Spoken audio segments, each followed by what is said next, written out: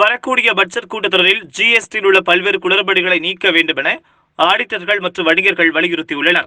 GST தேர்வில் வெற்றி பெற்றவர்களுக்கு இதுவரை எந்தவித நிரந்தர சான்றிதழ்களும் வழங்கப்படவில்லை என்றும் அதை உடனடியாக வழங்க வேண்டும்.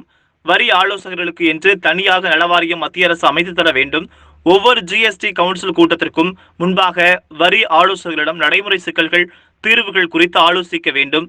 இந்த 3 ஆண்டுகளில் ஜிஎஸ்டி வரியில் தொடர் மாற்றங்களாலும் அதிக அபராத வட்டிகளாலும் ஜிஎஸ்டி செலுத்துவதற்கான இணையதளம் குறைபாடுகளாலும் ஜிஎஸ்டி செலுத்தும் வணிகர்களை பெருமளவில் பாதிப்பை ஏற்படுத்தி வருவதாகவும், தொடர்ந்து 3 மாதங்கள் ஜிஎஸ்டி வரி தாக்கல் செய்யாவிட்டால் ஜிஎஸ்டி பதிவு ரத்து செய்வது, தாமதத்திற்கான கட்டணம் வசூல் செய்வது, இது போன்ற பிரச்சனைக்கான வணிகர்களின் மேல்முறையீட்டுக்கு இதுவரை தீர்வு கிடைக்கவில்லை எனவும் உடனடியாக நடவடிக்கை எடுக்க வேண்டும் என மத்திய கலால் வரி அலுவலகம் முன்பு ஆர்ப்பாட்டத்தில் ஈடுபட்டு கோரிக்கை மனு அளித்தனர். அறிமுகம் செய்யப்பட்ட சரக்கு மற்றும் சேவை வரி கடந்த 3 ஆண்டுகளில் தொடர்ச்சியான மாற்றங்களினாலும் எண்ணிலடங்கான அறிவிக்கைகளாலும் மிக அதிக அபராத வட்டியினாலும் இளையதள பிரச்சனைகளாலும் ஜிஎஸ்டி கட்டும் வணிகர்களை மன உளைச்சலுக்கு ஆளாக்கியுள்ளது.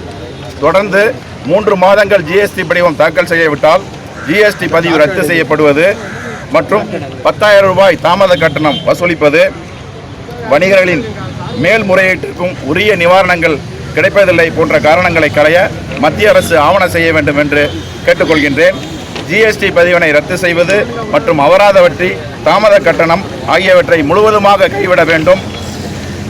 பிரதமர் ஏற்கனவே அறிவித்த மாதிரி ஈஸி ஆஃப் டூயிங் பிசினஸ், அதாவது சுலபமாக தொழில் செய்யும் முறையை அடைவதே இந்த ஆர்ப்பாட்டத்தின் நோக்கம்.